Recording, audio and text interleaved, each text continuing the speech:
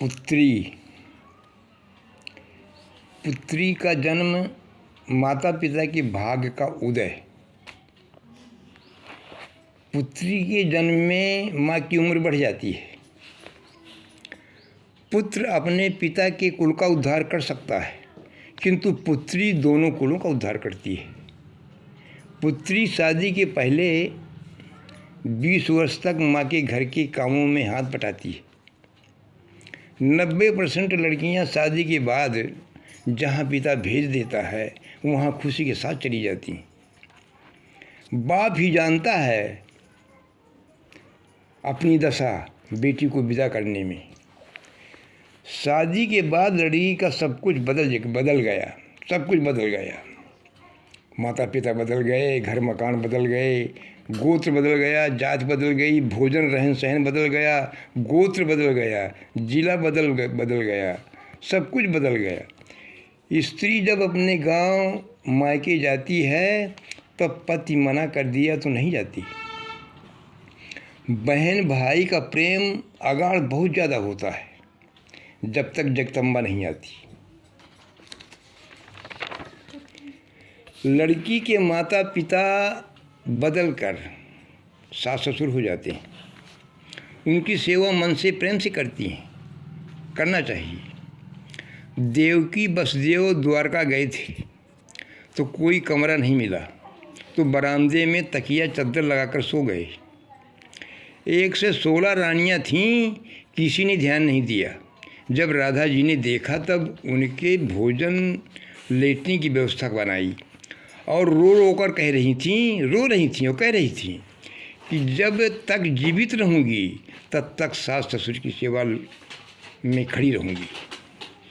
माता पिता पुत्र पुत्री एक जन्म के होते हैं, पर बहुएं पूर्व जन्म के प्रभाव से अच्छी बुरी मिलती।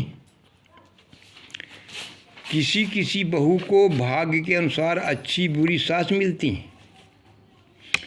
मनुष्य भाग्यशाली है जो मरता है, अगर न मरे तो बहुत सी बुढ़वा बुढ़िया इकट्ठे हो जाएं। उनको कहाँ बैठाएं, क्या करें। यहाँ तो बहू को एक सांस नहीं लेने देती। लड़की को अपने भाग्य से पति अच्छा बुरा मिलता है। लड़की को पढ़ा सकते हो, सब कुछ अच्छा देख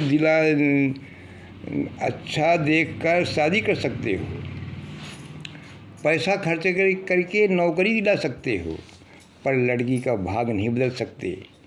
हजारों जगह लड़की देखी जाती है, परंतु अगर आपके भाग्य में जगदम्बा लिखी है तो वही मिलेगी और कहेगी कि जन्म जन्म का साथ है तुम्हारा हमारा। अगर बेटी अपने मायके में माँ को दिन में कई बार फ़ोन करती है, वो ससुराल के परिवार को ही मानती है, तो माँ को चाहिए कि लड़की को अच्छे संस्कार दे। बेटी को माँ जो अच्छा बुरा सिखाया वही ससुराल में करती है। पति की उम्र पत्नी के मीठा बोलने से बढ़ती है। करवा चौथ के व्रत करने से भूखे रहने से नहीं बढ़ती। एक पति पत्नी में रोज झगड़ा होता था। पत्नी पति को गाली तक देती थी। करवा चौथ जब आया तब व्रत भी रही वो, तो पति ने कहा पत्नी से कि मुझे रोज गाली देती हो और करवा चौथ का व्रत कर रही हो। तो पत्नी ने कहा कि करवा चौथ का व्रत मैं इसलिए कर रही हूँ, मैं भगवान से ये प्रार्थना करती हूँ कि इस पति से मेरा कब पिंड छूटे। एक पत्नी होती है और एक धर्म पत्नी होती है। गंधारी को धर्म पत्नी नहीं कहा गया। रावण के पत्नी को धर्म पत्नी तुलसीदास जी ने रामायण में लिखा है। पत्नी को धर्म की ओर ले जाए, पति को मंदिर ले जाए, पति का पैसा धर्म में लगाए। रावण की पत्नी मंदोदरी रावण से कहा करती थी कि राम के शरण में चले जाओ, उद्धार हो जाएगा।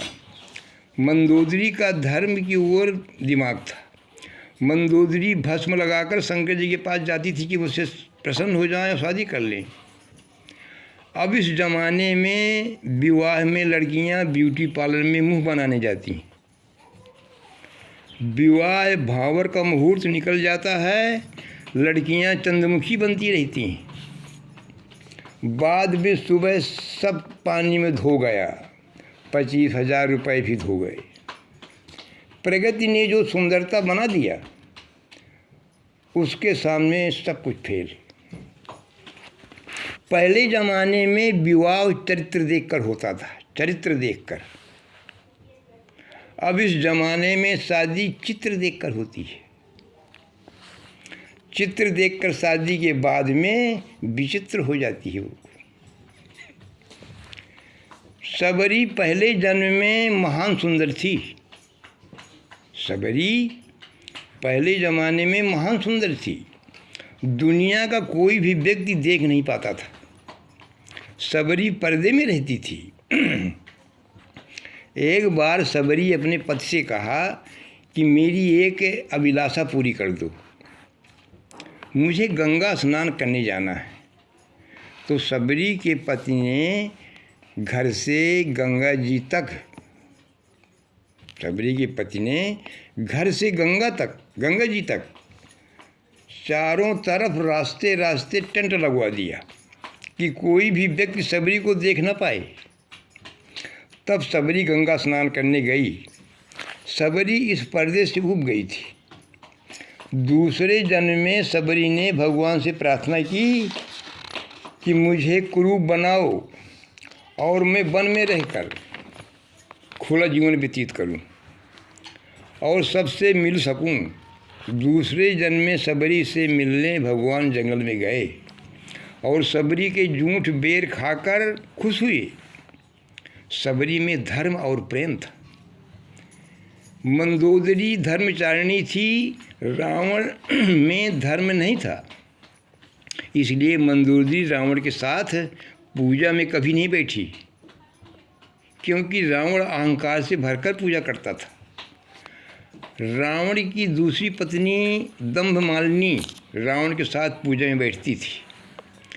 पत्नी पति के साथ अगर बाजार आदि कहीं भी बाजार जाती है तो पत्नी पति के आगे चलती है, पत्नी पति के आगे चलती है और धर्म पत्नी पति के पीछे चलती है। वाइफ आई तो लाइफ गई।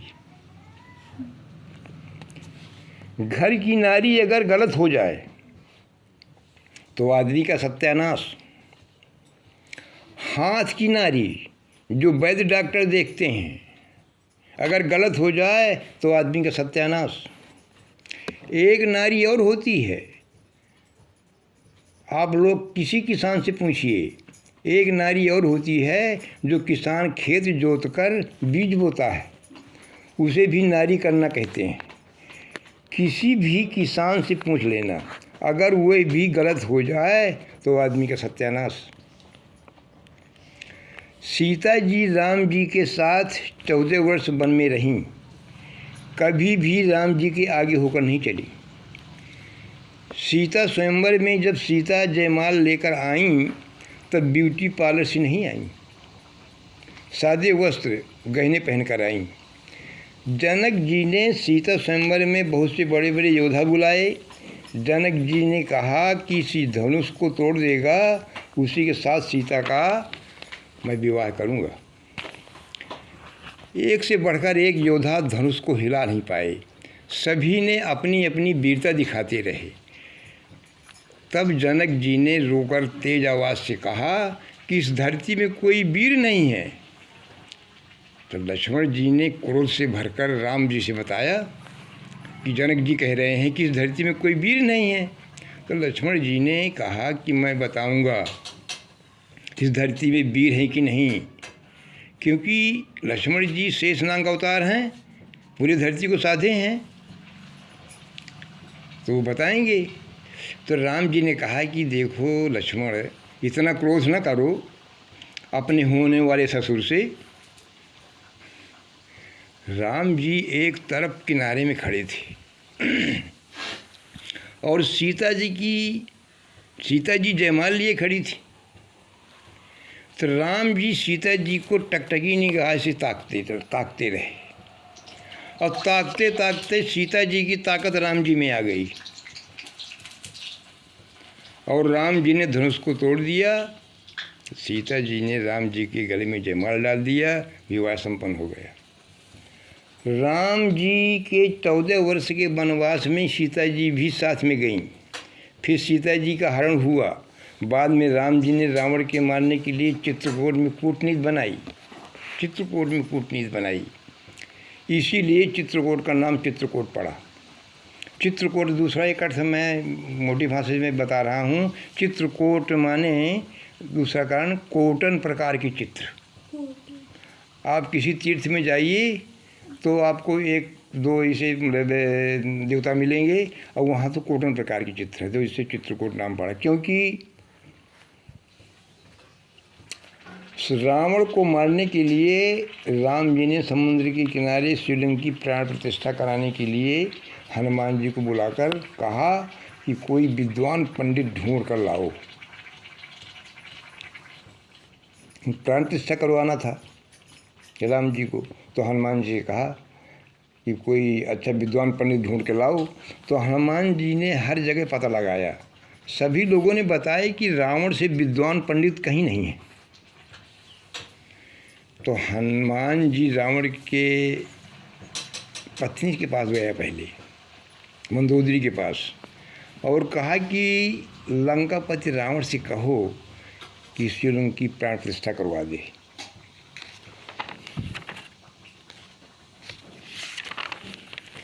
तो मंदोदरी ने कहा कि हनुमान जी आप लंका में आग लगा दिया और प्राण प्रतिष्ठा के लिए आए हैं।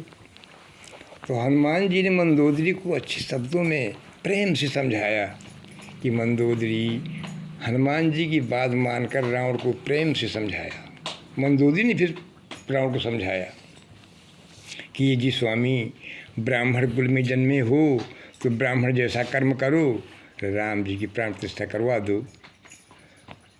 तो रावण ने कहा कि प्राण प्रतिष्ठा कैसे होगी, सीता जी तो अशोक वाटिका में बैठी हैं। तो मंदोदरी ने कहा कि सीता जी को लाने की जिम्मेदारी मेरी है। सीता जी को पालकी में लाया गया और प्राण प्रतिष्ठा हुई। राम जी ने रावण को दक्षिणा दी। राम जी ने रावण को प्रणाम किया और रावण ने राम जी को आशीर्वाद दिया, विजयी भव। रावण की धर्म पत्नी देखो मंदोदरी एक बार रावण को राम जी से मिलाने का सफल हो गई। मंदोदरी सीता जी को अशोक वाटिका में फिर भेज दिया। सीता जी कभी महलों में नहीं रहीं। विवाह के बाद वनवास, वन में 14 वर्ष रहीं। वन में भी सीता जी का हरण हुआ। रावण के मरने के बाद भी सीता जी महलों में नहीं रहीं, बाद में धरती में समा गईं। बोलो सियावर रामचंद्र की जय।